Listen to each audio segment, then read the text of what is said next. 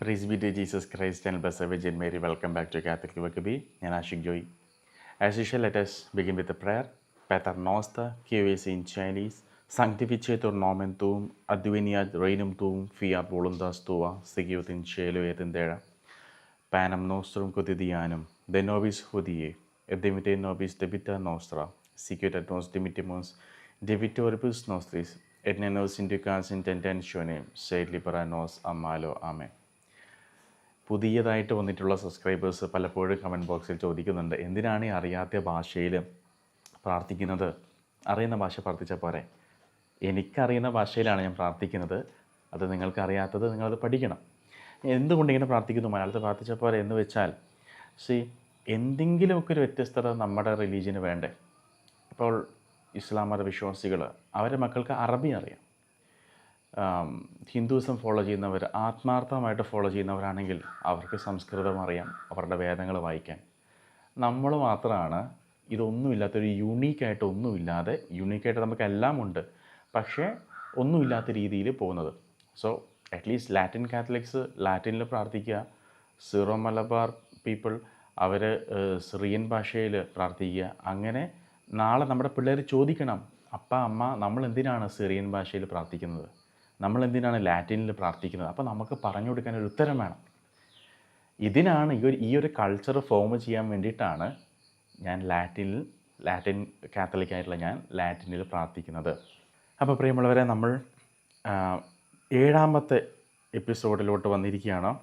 The dogma of പെർഗറ്ററി, father ഷൂപ്പെ എഴുതിയിട്ടുള്ള the dogma of പെർഗറ്ററി എന്ന പുസ്തകത്തിൽ മരണാനന്തര അനുഭവങ്ങളും ശുദ്ധീകരണ സ്ഥലത്തു നിന്ന് ആത്മാക്കൾ പ്രത്യക്ഷപ്പെട്ട അനുഭവങ്ങളും റെക്കോർഡ് ചെയ്യപ്പെട്ടിട്ടുള്ളത് ക്രോഡീകരിച്ചിട്ട് എഴുതിയ പുസ്തകമാണ് ദി ഡോഗ്മ ഓഫ് പെർഗറ്ററി. ഇങ്ങനെ നിരവധി പുസ്തകങ്ങളുണ്ട്, പക്ഷെ അതൊക്കെ കാലാന്തരത്തിൽ പലരും ബോധപൂർവവും പല റവല്യൂഷൻ്റെ സമയത്തും നശിപ്പിച്ച് കളഞ്ഞതാണ് ഈ പുസ്തകങ്ങൾ എന്നുള്ളതാണ്.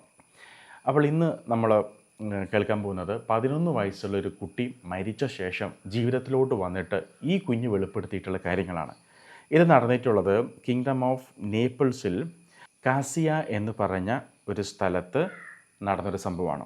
മറ്റൊന്നുമല്ല, ബ്ലാസിയോ മസേയി എന്നു പേരുള്ള ഒരു 11 വയസ്സുകാരൻ മരിച്ചു. ഈ കുട്ടി മരിക്കുന്ന ആ കാലയളവിലായിരുന്നു ബെർണഡിനോ ഓഫ് സിയനയിലെ ബെർണഡിനോ എന്ന് പറയുന്ന വിശുദ്ധൻ. ഈ കുട്ടി മരിക്കുന്ന ആ ദിവസങ്ങൾക്ക് മുൻപായിരുന്നു അദ്ദേഹത്തെ വിശുദ്ധനായിട്ട് സഭ പ്രഖ്യാപിച്ചിട്ടുണ്ടായിരുന്നത്. അപ്പോൾ ഈ കുട്ടി മരിച്ച് തൊട്ടടുത്ത ദിവസം ഈ കുഞ്ഞ് ജീവനിലോട്ട് വന്നു. ഈ കുഞ്ഞിൻ്റെ ബോഡിയുമായിട്ട് പള്ളിയിൽ സെമിത്തേരിയിൽ സംസ്കരിക്കാൻ വേണ്ടിയിട്ട് പ്രിയപ്പെട്ടവർ പോകുന്ന വഴിക്കാണ് ഈ കുട്ടിക്ക് ജീവൻ വന്നത്. ജീവൻ വന്ന ഉടനെ ഈ കുട്ടി പറഞ്ഞൊരു കാര്യം ഇപ്രകാരമാണ്: എൻ്റെ മരണസമയത്ത് വിശുദ്ധ ബെർണഡിനോ പ്രത്യക്ഷപ്പെടുകയും എന്നെ എൻ്റെ കൈക്ക് പിടിച്ചിട്ട് എന്നെ കൂട്ടിക്കൊണ്ടു പോവുകയും ചെയ്തു. എന്നോട് പറഞ്ഞു, ഭയപ്പെടേണ്ട, നീ ശ്രദ്ധയോടെ ഇരിക്കുക, വളരെയധികം ശ്രദ്ധിച്ചിരിക്കുക. കാരണം ഞാൻ നിനക്ക് കാണിച്ചു തരുന്ന കാര്യങ്ങൾ നീ ഓർത്തു വെക്കുന്നതിന് വേണ്ടിയിട്ട് നീ എന്ത് ചെയ്യണം? നീ ശ്രദ്ധയോടെ ഞാൻ കാണിച്ചു തരുന്ന കാര്യങ്ങൾ നീ ഓർമ്മിച്ചു വെക്കണമെന്ന് പറഞ്ഞു. അങ്ങനെ വിശുദ്ധ ബെർണഡിനോ ഈ 11 വയസ്സുള്ള ബാലനെയും കൊണ്ട് പോകുന്നത് നരകവും ശുദ്ധീകരണ സ്ഥലവും ലിംബോയും പിന്നെ സ്വർഗവും കാണിച്ചു കൊടുക്കാൻ വേണ്ടിയിട്ടാണ്. അങ്ങനെ ഈ ബാലനുമായിട്ട് വിശുദ്ധ ബെർണഡിനോ നരകത്തിലോട്ട് പോവുകയാണ്. അപ്പോൾ ഈ മരണാനന്തര അനുഭവം ഉണ്ടായി കഴിഞ്ഞ ശേഷം 1 മാസത്തോളം ഈ കുഞ്ഞ് വേറെ ഒന്നും ചെയ്തില്ല. ഇവനുണ്ടായ അനുഭവങ്ങൾ കേൾക്കാൻ വരുന്ന ആളുകളോട് ഇതിനെപ്പറ്റി സംസാരിക്കാൻ മാത്രമേ ഇവൻ സമയം കണ്ടെത്തിയിരുന്നുള്ളൂ.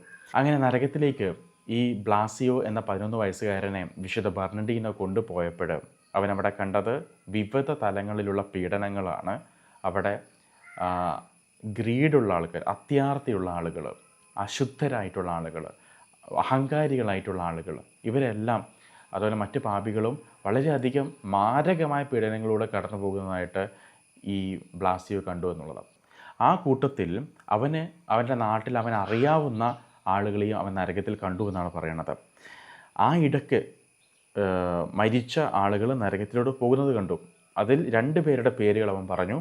ഞാൻ കണ്ടത് ബുസേറിലിയും ഫ്രാൻഷയും നരകത്തിൽ ഉള്ളതായിട്ട് ഞാൻ കണ്ടു എന്ന് പറഞ്ഞു. ആ നാട്ടുകാരിൽ 2 പേര്.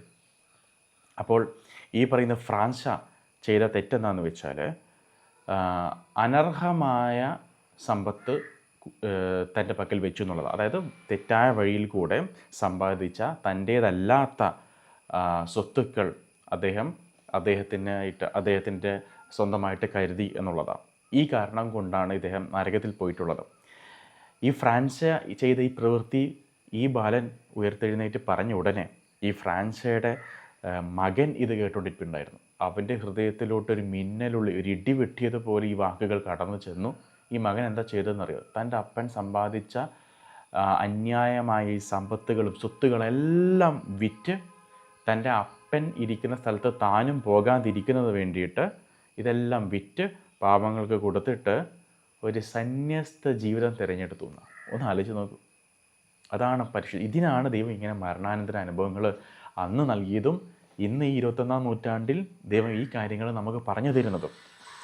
അതിൽ നമ്മൾ ഇതൊക്കെ നമ്മുടെ ചോയ്സാണ് ഇത് വിശ്വസിക്കണമോ വേണ്ടയോ എന്നുള്ളത്. ദൈവം പറഞ്ഞു തരികയാണ് ഇങ്ങനെ ഒരു ആഫ്റ്റർ ലൈഫ് ഉണ്ട്, സോ ഗെറ്റ് റെഡി എന്ന് ദൈവം പറയുകയാണ്.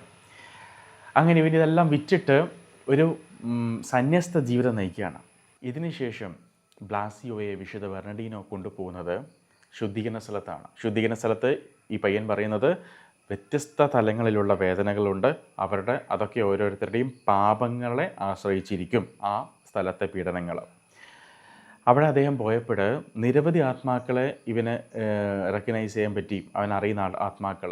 അതിൽ പല ആത്മാക്കളും അവനോട് പറഞ്ഞത് ഭൂമിയിലുള്ള ഞങ്ങളുടെ പ്രിയപ്പെട്ടവരോട് പറയണം ഞങ്ങൾക്ക് വേണ്ടി പ്രാർത്ഥിക്കാൻ എന്ന കൃത്യമായ കണക്കടക്കം ഈ ആത്മാക്കൾ ഈ പയ്യനോട് പറഞ്ഞു എന്നുള്ളത്. കാരണം ഇവൻ ഇത് സംസാരിക്കുന്ന സമയത്ത്, മരിച്ച് ജീവനിലോട്ട് വന്ന സമയത്ത് ആൾക്കാർ ചോദിക്കുന്നുണ്ട് എന്താണ് ശുദ്ധീകരണ സ്ഥലത്ത് കണ്ടത്.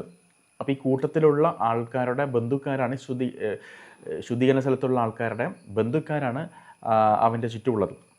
അപ്പോൾ അവനിങ്ങനെ നോക്കിയിട്ട് പറഞ്ഞു, നിങ്ങളുടെ അപ്പൻ നിങ്ങൾക്ക് കുറച്ച് കാശ് തന്നിട്ട് പറഞ്ഞു ഇത് പാവങ്ങൾക്ക് വേണ്ടി കൊടുക്കാൻ, ദാനധർമ്മം ചെയ്യാൻ. നിങ്ങളത് ചെയ്തില്ല.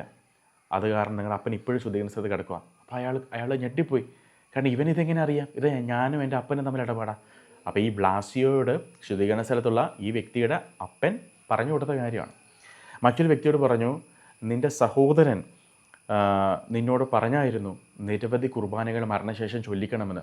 നീ അതൊക്കെ നെഗ്ലക്റ്റ് ചെയ്തു, നീ ഇതൊന്നും പൂർത്തിയാക്കിയിട്ടില്ല, ഒരുപാട് കുർബാനകൾ ബാക്കിയുണ്ടെന്ന്. അപ്പോഴും അവർക്ക് വിശ്വാസം വന്നു. അപ്പോൾ ഈ പയ്യൻ ശുദ്ധീകരണ സ്ഥലത്ത് പോയപ്പോഴേ ഈ മരിച്ച് ആ പയ്യൻ്റെ നാട്ടിൽ നിന്ന് മരിച്ചു പോയിട്ടുള്ള നാട്ടുകാരെയൊക്കെ നരകത്തിൽ ശുദ്ധീകരണ സ്ഥലത്തൊക്കെ കാണുകയാണ്. പിന്നീട് വിശുദ്ധ ബെർണഡീനോ ഈ പയ്യനെ കൊണ്ടുപോകുന്നത് സ്വർഗത്തിലോട്ടാണ്. അദ്ദേഹം ഇതിൽ പറയുന്ന പ്രകാരമാണ് വിശുദ്ധ പൗലോസ്ലീഹ പറഞ്ഞതുപോലെ വാക്കുകൾ കൊണ്ട് വർണ്ണിക്കാനാവില്ല സ്വർഗമെന്നാണ് പറയുന്നത്.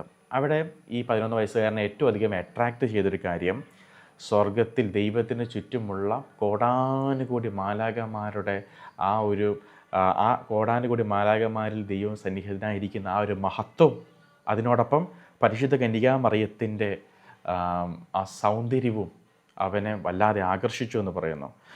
അവിടെ പയ്യൻ കാണുന്നത് സകല മാലാഖമാരുടെ കൂട്ടത്തിൻ്റെ മുകളിലായിട്ട് പരിശുദ്ധ കന്യകാമറിയം ഇങ്ങനെ രാജകന്യകയായിട്ട് നിൽക്കുന്നതാണ് ഈ ബ്ലേസോ കാണുന്നത്.